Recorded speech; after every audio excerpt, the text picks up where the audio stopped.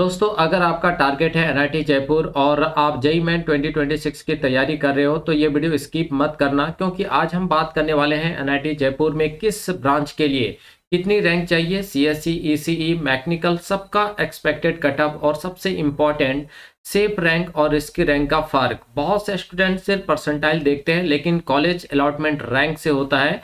तो इस वीडियो को एंड तक जरूर देखना, आपको क्लियर हो जाएगा कि एनआईटी जयपुर आपके रिच में है या नहीं है।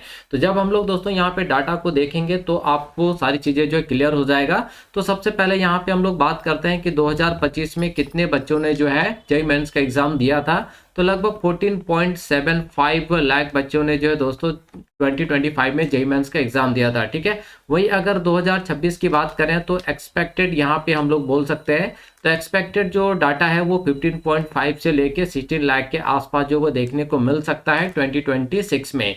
अब यहाँ पे जब आप इन डाटा को देखोगे दोस्तों तो ईयर बाई ईयर जो है नंबर ऑफ स्टूडेंट्स की संख्या बढ़ रहा है। तो इसके वजह से हर एनआईटी में जो ओपनिंग एंड क्लोजिंग रैंक होता है वो कहीं ना कहीं आपका वेरी करता हुआ दिखाई देता है, लेकिन बहुत ज़्यादा यहाँ पे वेरिएशन देखने को नहीं मिलता है। ठीक है, तो जब आप डाटा को देखोगे समझोगे तो आपको सारी चीज़ें क्लियर हो जाएगा। ठीक, तो चलिए अब हम लोग डाटा की तरफ चलते हैं।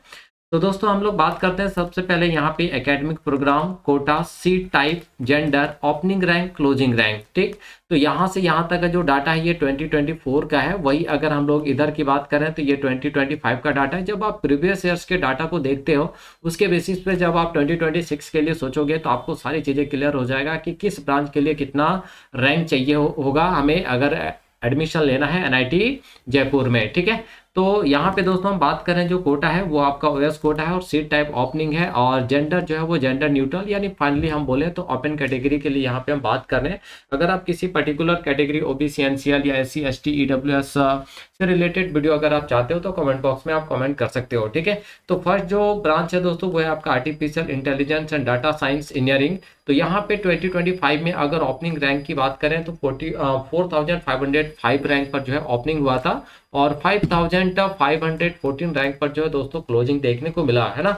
जबकि अगर हम लोग यहाँ पे 2025 की बात करें तो जो ओपनिंग रैंक था दोस्तों वो आपका 5670 पर हुआ और क्लोजिंग जो रैंक था वो आपका 6491 पे देखने को मिला था 2025 में। ठीक है, अब यहाँ पे आप देख सकते हो कि जो ओपनिंग एंड क्लोजिंग है दोनों में डिफरेंस हो गया 2024 और 2025 में। तो आपको बता दें कि 2024 में जो नंबर ऑफ कैंडिडेट अपियर हुए थे जेईई मेंस में उनका जो संख्या था वो 14.15 लाख के आसपास था, जबकि वही 2025 में 14.75 लाख के आसपास बच्चे अपियर हुए।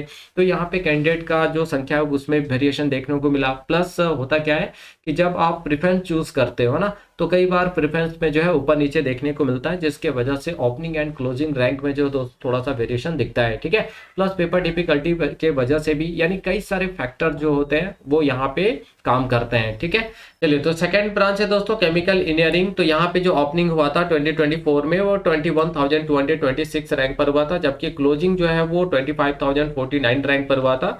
वही अगर 2025 की बात करें तो यहाँ पे जो ओपनिंग देखने को मिला वो 15,363 रैंक पर और जो क्लोजिंग देखने को मिला दोस्तों वो आपका यहाँ पे 25,442 रैंक पर देखने को मिला था। ठीक है, तो ओपनिंग में आपका जो है वेरिएशन देखने को मिल सकता है, लेकिन अब जब आप क्लोजिंग की तरफ बढ़ोगे तो क्लोजिंग लगभग जो है सेम रैंक के ही आसपास, थोड़ा सा 200-300 रैंक आगे पीछे जो है दोस्तों आपको देखने को मिल जाता है। ठीक है, तो देखिए केमिकल इंजीनियरिंग में 2024 में जो भी क्लोजिंग हुआ था वो 25,000 के आसपास हुआ था और 2025 में भी क्लोजिंग जो है वो लगभग 25,000 के आसपास हुआ था। तो अगर 25,000 के अंदर आपका रैंक आ जाता है तो आसानी से यहाँ पे आपका एडमिशन जो है वो केमिकल इंजीनियरिंग के अंदर होता हुआ आपको दिखाई देगा। ठीक है, चलिए सिविल इंजीनियरिंग की बात करते हैं। तो यहाँ पे जो ओपनिंग हुआ था वो 15,273 रैंक पर और क्लोजिंग जो है दोस्तों वो आपका 32,608 रैंक पर हुआ था। वही अगर हम लोग 2025 की बात करते हैं तो ओपनिंग जो है वो 21,231 रैंक पर हुआ, जबकि क्लोजिंग जो है वो आपका कहीं ना कहीं 35,746 रैंक पर देखने को मिला। ठीक है, यहाँ पे हम लास्ट में बात भी करेंगे कि मिनिमम अगर आपको एनआईटी जयपुर में एडमिशन लेना है, चाहे लोअर ब्रांच में ही क्यों ना मिल जाए, तो उसके लिए आपको मिनिमम कितना रैंक लेकर आना पड़ेगा 2026 में, तो इसके लिए आपको लास्ट तक जो है दोस्तों वेट करना पड़ेगा, ठीक है।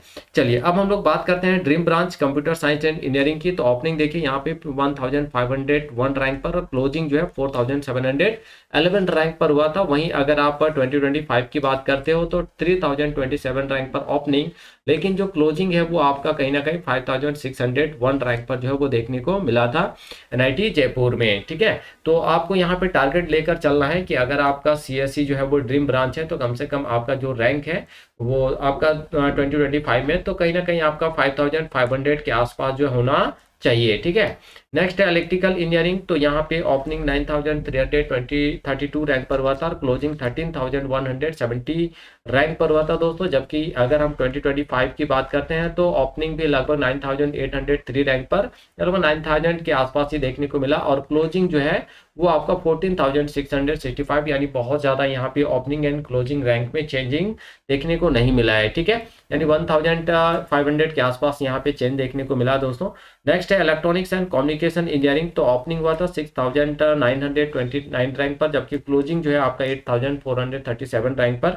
वहीं अगर यहाँ पे 2025 की बात करते हैं तो जो ओपनिंग है 6608 रैंक पर, जबकि क्लोजिंग जो है दोस्तों वो आपका 9667 रैंक पर देखने को मिला इलेक्ट्रॉनिक्स एंड कम्युनिकेशन इंजीनियरिंग के अंदर, ठीक है। मैकेनिकल इंजीनियरिंग के अंदर जो ओपनिंग हुआ था 2024 में वो आपका 5685 रैंक पर हुआ था, जबकि क्लोजिंग जो है वो 20436 रैंक पर हुआ। वहीं अगर 2025 की बात करते हैं तो ओपनिंग जो है 8906 रैंक पर और जो क्लोजिंग है वो लगभग प्रीवियस ईयर्स के यानी 2024 के ही आसपास देखने को मिला, यानी 20213 रैंक पर, ठीक है। तो 20000 यहाँ पे आप मान के चल सकते हो सेफ स्कोर आपका 2026 के लिए मैकेनिकल इंजीनियरिंग के लिए, ठीक है। नेक्स्ट है मेटलर्जिकल एंड मटेरियल्स इंजीनियरिंग। तो यहाँ पे ओपनिंग हुआ था 32,851 रैंक पर, जबकि क्लोजिंग 36,965 रैंक पर हुआ। वहीं अगर आप यहाँ पे 2025 में ओपनिंग देखोगे तो 21,537 रैंक पर, जबकि क्लोजिंग जो है दोस्तों वो आपका 38,003 रैंक पर जो वो देखने को मिला था, ठीक है। तो ये सारे ब्रांचेस हैं आपके एनआईटी जयपुर के, जहाँ पे आपको यहाँ पे सारी चीज़ें क्लियर हो गया होगा कि 2024 और 25 में कितना का डिफरेंस आ रहा है। और अगर आपने 2025-26 में एग्जाम दे रहे हो तो आपको 25 के डाटा पर फोकस करना है ना, और इसके बेसिस पे आपको यहाँ पे आप देखना है कि आपका जो भी रैंक आ रहा है 2026 में उसके बेसिस पे आपको कौन सा ब्रांच मिल सकता है और किस ब्रांच के अंदर आपकी आसानी से एंट्री हो सकती है, ठीक है।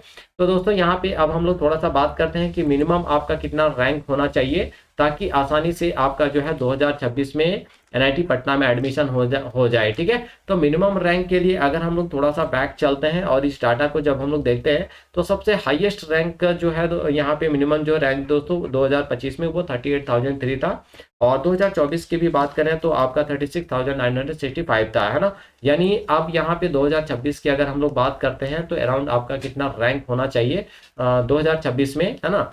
तो वो आपका है 38,000। अगर इसके आसपास आपका रैंक है मतलब इससे अंदर ही है ना, 38, 36, 37 है तो कोई दिक्कत नहीं, शायद आपको यहाँ पे आसानी से देखने को मिल जाएगा, क्योंकि हर साल जो है वो number of candidate plus paper difficulties और कैटेगरी चॉइस, उस वजह से थोड़ा बहुत यहाँ पे अंतर आ जाता है ओपनिंग एंड क्लोजिंग रैंक पे। बट आपको टारगेट लेके चलना है कि कम से कम आपका जो है 38,000 के अंदर ही आपका रैंक आए 2026 में। तो कहीं ना कहीं आपको लोअर ब्रांच में जो है दोस्तों एडमिशन होता हुआ दिखाई दे सकता है ना, एनआईटी जयपुर में, ठीक है। तो दोस्तों ये थे एनआईटी जयपुर एक्सपेक्टेड कटअप 2026 जो हमने प्रीवियस ईयर ट्रेंड्स और कंपटीशन के बेसिस पर डिस्कस किए। याद रखो कटअप डराने के लिए नहीं होता, कटअप डायरेक्शन देने के लिए होता है दोस्तों। अगर अभी आपकी रैंक टारगेट से नीचे है तो पैनिक नहीं, स्ट्रेटेजी चेंज करो, कंसिस्टेंसी रखो। अगर ये वीडियो हेल्पफुल लगी हो तो लाइक जरूर करना, चैनल को सब्सक्राइब करो और कमेंट में बताओ आप किस ब्रांच के लिए एम कर रहे हो। All the best for JEE main 2026। Rank नहीं, सही प्लानिंग डिसाइड करती है।